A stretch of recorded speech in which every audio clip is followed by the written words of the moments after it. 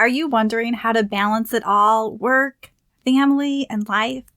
Do you end up putting yourself on the back burner and feeling overwhelmed?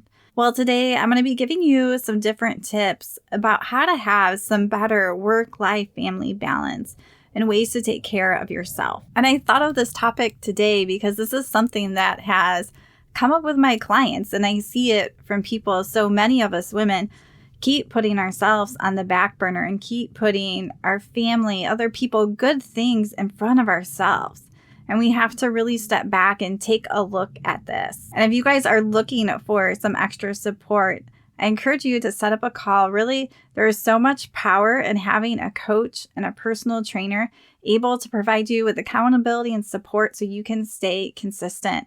And health coaching is so much more than talking about food or exercise. Just this week, I've been talking to clients about people pleasing, about saying no, about relationships, anxious feelings, all these different things that affect your ability to take care of yourself. So if you feel like you could use some extra support, set up a free call down below and we'll go over your goals and struggles and really help to figure out what that next step is for you. You can also find links down below of how to work with me. And I always have my prices up front so you guys can see that. I hate going to people's websites and they don't have their prices. So you guys can check out my website if you're interested.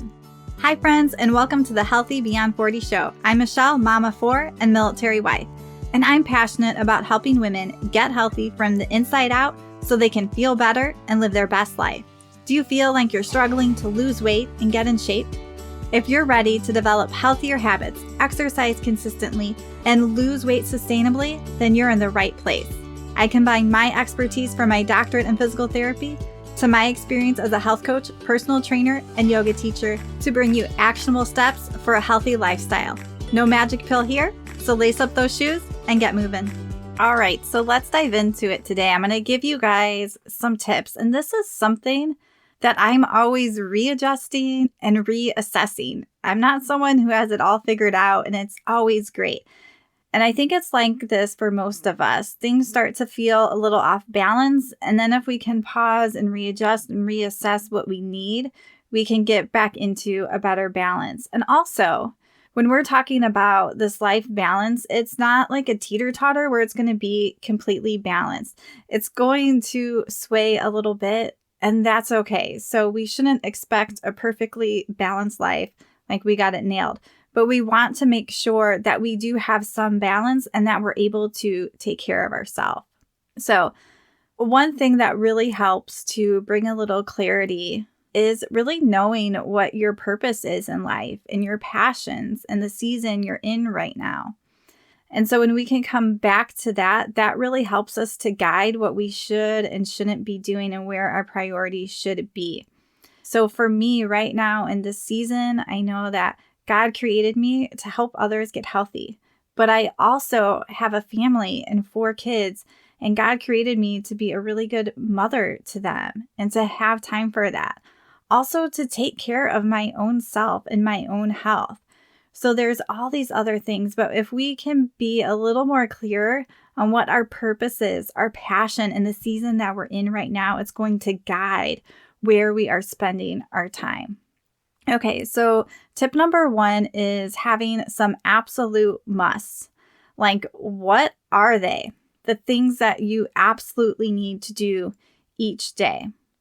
And when you start to get clear, and some of these, they don't have to be every day. Maybe these are absolute musts, like 5 days a week. But when you start to get really intentional is, I really need to do these. So maybe that is prep dinner. Maybe that is go for a walk in the morning. What are those things that you need to do so that you can feel good too? And there's going to be probably the absolute must, like I got to make dinner. Like you don't have to write things that you know you're going to do, but really to make your life better right now and to feel better. What are some of those absolute musts that you need to do? Number 2 is what can you delegate? We don't have to do it all. And I don't even know where it seems like our society has gotten so off track, especially when it comes to women, is now women are not only still in charge of the kids and running their household, But a lot of women are also working on top of that while still taking care of the kids and the household. And now we have kids in all these activities, different things that are popping up for them. And it's a lot. It's a lot. So really thinking about, what can you delegate? So what chores can I give my kids? For example, my 6-year-old, we have this chopper thing that we chop like carrots and celery in, like when we make soups. You put it in and you like push this plastic piece down and it chops it up into like perfectly little cubed things. But my 6-year-old has been helping me with that on the weekends because I like to prep a couple soups. So I have a couple easy, healthy meals ready. And he enjoys this. There are also things that I delegate to my husband, and it's like solely his thing to do. He does the dishes, like he'll unload the dishwasher. It's his thing. And so thinking of people in your life, like what can you delegate and give to someone else? Or maybe you're going to hire someone to do something because we just honestly, most of us have too much on our plates. Number 3 is, what are the most important priorities? So we have those things that we absolutely must do, but then we need to really prioritize. Like, what are those high priorities and the things that you need to do? So if we have like a master to-do list, we need to be able to sort of rank those priorities on that list. So knowing, highlighting, or it's an online system management that you might have, but marking those things that are the high priorities that you must get done. Because when we see a list of like 10, 20, 30 things, that's really not helpful to us at all. But maybe when I have a list of 20 things and I see that 2 are highlighted, that those are the most important things, high priorities, when I have some time, I'm going to go to those and get those done. So we need to become really aware what are high priorities and being able to mark that and be able to know what those are. All right. And I just want to pause here and be able to share some of my favorite supplements that I use, because these can be real easy ways to take care of you and to have more energy. So number 1 that I take every day is a high quality omega-3 oil. So I really like the Zenzino Balance Oil. I have partnered with them because I really love their products. I love that you can actually test your blood levels of omega-3s to see if you're deficient. Supplement, then you retest and you see if you are supplementing enough and if your body's absorbing it.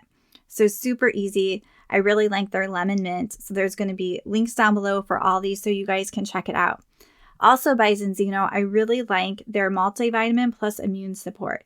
So it's not just a multivitamin, but it has this extra immune support in there, like beta-glucans, olive leaf extract. And there's really different ones that really help to boost my immune system. My 3rd favorite supplement that I have most mornings is my Organifi juice. And this has a clinical dose of ashwagandha in it, which helps to give me natural energy without caffeine, because I actually don't tolerate caffeine. And then it also has lots of different microgreens and other nutrients in it. I put half a scoop of collagen protein powder in there, and usually I squeeze half a lemon in there too. So I have that with my breakfast. It's a great way to start the day. So if you guys want to check those out, check the description down below. All right, and back to this episode. Tip number 4 is to have buffer time. I don't know for how long I kept missing this for myself. And it's something I still have to consciously think about, because I like to be very productive on time. This is going to take this long. And I didn't have any buffer time. So when things went long or something got behind, I really didn't have any time to catch up, and it would stress me out. So in your schedule, make sure that you have buffer time, extra time after something, extra time where there's nothing planned so you can get things done. Is make sure that you are putting buffer time into your planner and schedule it. Number 5 is learn to say no. So for those people who are my people pleasers, and it's a great quality to have in a sense, because it probably means you're really kind and you're empathetic. You're probably a great friend, but also you can still be all of that and say no to people, to really be able to feel confident in yourself, to be in tune with yourself, and to be able to politely tell people no. I like to think of like a compliment sandwich, like, oh, I would love to do that, or some type of compliment to the person, but I can't do that right now. And to be very clear. Number 6 is have time for self-care. So if you're planning your life, you have to make sure that you are planning for self-care. So that means workouts, that means walks, that means time to meal prep. Like prepping food takes some time, even if you're keeping it simple. But we have to plan for that time to prepare and eat food. A lot of us are busy and rushed, and I typically go for simple meals too. But we need to know that preparing and prepping food is part of being human and needing to consume it, and just having the time to do that. Also, when we're thinking of self-care is, do I need time to go out with friends? Do I need time to have fun? Do I need time to do yoga or meditation or relax? What do you need in this season of your life to really care for yourself?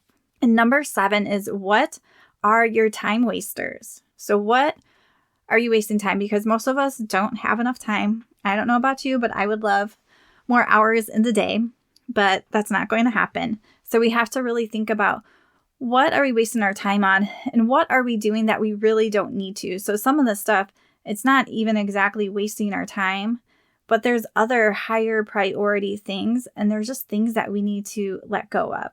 So really deciding those things, seeing what they are. Obviously, phone scrolling, or I like to Google a lot and find out some information, figuring out what your time wasters are and minimizing those, getting rid of, trying to do different things so that you can be more intentional with your time. All right, so I'm going to give you a quick recap of these 7 tips, and I want you guys to think of, what do you really need to focus on? Because it's not something I want you guys to do all of these, but really think, what is that thing I probably need to work on? And maybe write it down. Or maybe you're like, I do need to work on this, but in all honesty, I'm not going to. Put it on a sticky note in your planner for a few weeks from now and come back to it. All right, so tip number 1 is, what are your absolute musts? Tip number 2, what can you delegate? 3, what are your high priorities? Being able to rack and stack those tasks that you have.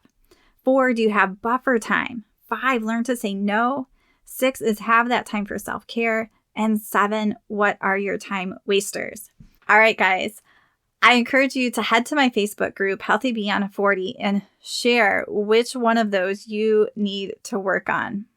I would love to hear from you, and it will also inspire other people when you guys share, because we really need community and connection around getting healthy, because most of us don't have that. So take advantage of that group. The link will be down below. All right, friends, keep on moving and have a good week.